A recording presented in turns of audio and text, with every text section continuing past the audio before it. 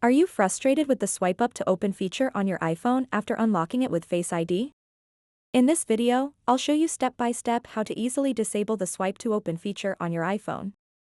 So make sure to watch this video until the very end to understand the tutorial properly. To get started, open up the Settings app on your iPhone, scroll down a bit, and tap Accessibility.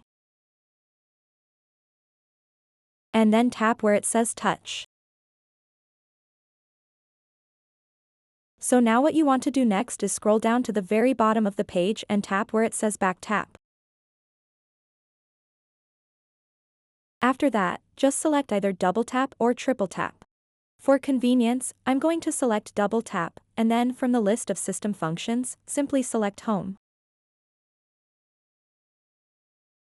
And then exit the Settings app. So now, after you unlock your iPhone using Face ID, you can simply double tap the back of your phone, and it will take you straight to the home screen, and you won't need to swipe up to unlock it. So that wraps up this tutorial. If you have any questions about this whole process, please let me know in the comments section below. And if this video helped you out, please give it a big thumbs up and subscribe to this channel for more tutorial videos like this one. Thank you so much for watching, and have a good day.